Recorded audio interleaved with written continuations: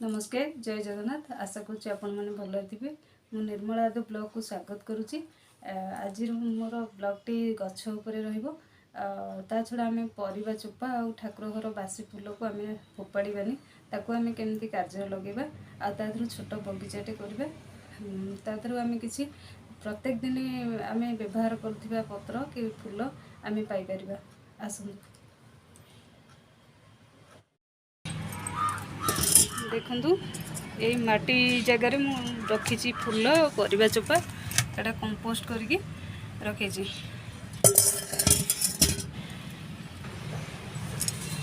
यहाँ हूँ मोर अपराजिता गछ आटा बेल गछ छोट जो अच्छे पूजा करने को आनी कौन मंजी कौटू जोगाड़ कैनि तो जो आम बेलपणा कर गोटे जगार छात उपर माटी पकई दे था से मन को सब गछ मंजी उठे। यहाँ हूँ दुर्लभा गछ दुर्लभा तो जानते ठाकुर कम लगे तुलसी गचर कौन कह तुलसी गच तो आमर ठाकुर पाखर आरंभ कर थंडा काश जेकोसी रोग पर आमर आंटीबायोटिक कम कै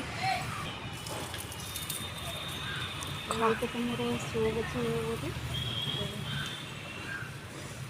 ये हूँ गोटे मंदा टगर आटा गोटे खैदियार मंदार यहाँ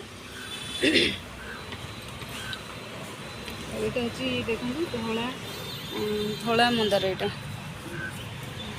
डाल पुटी थी यहाँ हूँ कनियर हलदिया कनियर पुदीना गछ पुदीना तो आमर सबुति दरकार जेकोसी पेटर समस्या हो तापर तुम चटणी करके खाइबा एठी और मोर लेंबू गछ लेंबू टिके टिके और छोटे यहाँ भी गोटे छोट छोट आरंभ होती गोटे ट्रे लगे पोई तो बड़ गछ हो गलानी आरंभ हो माड़ी ये हूँ भूसंग गछ जानते सब दरकार आम तरकारी कि जहाँ गोबरा गोबरी करी दरकार आ डायबिटीज पेसेंट भी खाईपर यहाँ मोर अपराजिता गछ यहाँ गोटे टगर गछ यहाँ बहुत बड़ हो जाए गोटे भी भल लाल मंदार गछ यहाँ एवं फुटनी देखते ये कढ़ आसर छोट छोट कढ़ आसो तो कौन कह ये काठ चंपा धला चंपा तो वर्षा हेल्ले अधिका फुटे ये गछटा नुआ आनी ये गचर फूल लाल लाल टे फुटे तथापि मुझे जानी जदि आपण मैंने जानी थे कमेंट करी जनइबे।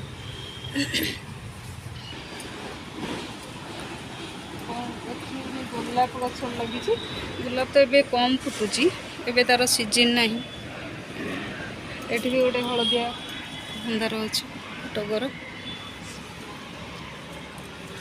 पोई गछ ये पोई गछ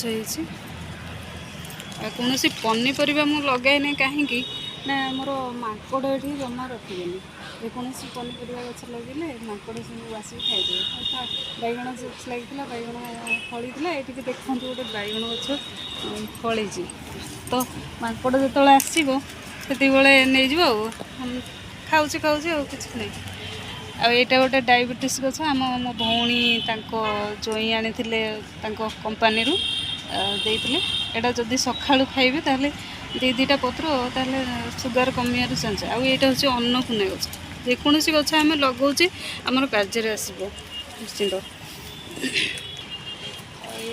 गोटे बड़ा तराट अच्छे ये फुटनी भौणी घर जाइली भुवनेश्वर से जो रोड रे थाए से डाल गोटे नहीं आसती देखते यहाँ फुटला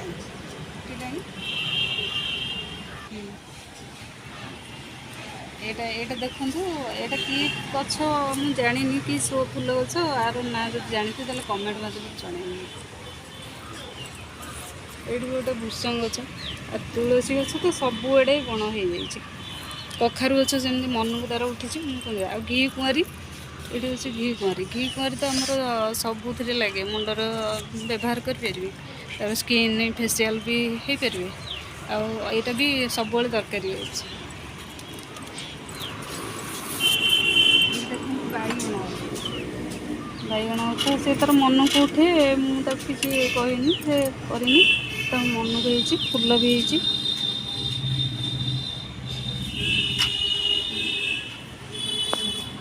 ଆଉ ଏଇଠି ଗୋଟେ ଗଛ, ଟଗର ଗଛ, ବଡ଼ ଟଗର ଏଇଟା। ଏଠି ବି ଗୋଟେ ମନ୍ଦା ଟଗର ହେଇଯାଇଛି। ବର୍ତ୍ତମାନ ମନ୍ଦାର ବି ଏବେ ଫୁଟିନି, କିନ୍ତୁ ଗୋଟେ ଫୁଟୁଛି, କଢ଼ ବି ହେଇଯାଇଛି। ଏଇ ଟ୍ରେରେ ମୋର ଲାଗିଛି ଶୁଣ୍ଠି ଗଛ ହେଇଗଲାଣି, ଟିକେ ବଡ଼ ବଡ଼ ହେଇ ଆସିଲାଣି। ତା ଦେହରେ ଲଗେଇଥିଲି ଶାଗ, ସେ ଟ୍ରେରେ ଶାଗ ହେଇସାରିଲା ପରେ ମୁଁ ଶୁଣ୍ଠି ଗଛ ଲଗେଇ ଦେଇଛି।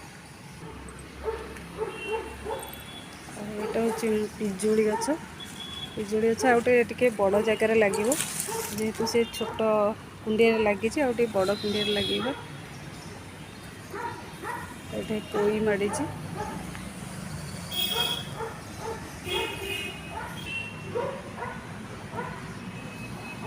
ଏଇଠି ଦେଖୁନ ତୁଳସୀ ଗଛ ସବୁବେଳେ ସବୁ ବହୁତ ବଣ ହେଇଯାଇଛି। ବାଇଗଣ ଗଛ ଏଠି ମଧ୍ୟ ହେଇଛି, ଫୁଲ ହେଇଗଲାଣି। ପନିପରିବା ତ ଲଗେଇବାକୁ ବହୁତ ଇଚ୍ଛା ଅଛି, କିନ୍ତୁ ମାଙ୍କଡ଼ ସକାଶେ କିଛି ଲଗେଇ ହେଉନି, ସେମାନେ ରଖିବେନି। ସବୁବେଳେ ରୋଡ଼ ସାଇଡ଼ ଘର, ସବୁବେଳେ ଆମର ଗାଡ଼ି ମଟର ସାଉଣ୍ଡ ହେଉଛି, ଆଉ ଭଲସେ ଟିକେ ଶୁଭା ଯାଉନି।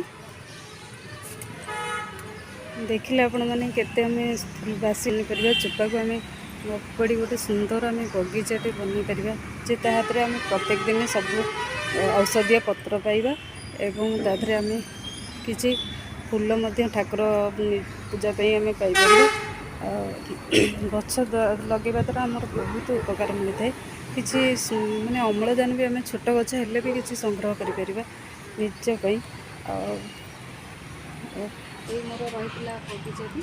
ଆଉ ଯଦି ମୋ ବଗିଚାଟି ଭଲ ଲାଗିଥିଲା ତାହେଲେ ଲାଇକ୍, ସେୟାର, ସବସ୍କ୍ରାଇବ୍ କରିବାକୁ ଭୁଲିବେନି। ଗୋଟେ ଟିପ୍ସ ଦେଉଛି, ଆପଣମାନେ ପୋଦିନା ପତ୍ର ପ୍ରତ୍ୟେକ ଦିନ ସକାଳୁ 8-10ଟା ଖାଆନ୍ତୁ, ଆଉ ତା ସହିତ ଜିରା, ତ ଆପଣମାନଙ୍କର ପେଟର ସମସ୍ୟା ଦୂର ହୋଇଯିବ। ରହୁଛି। ଜୟ ଜଗନ୍ନାଥ।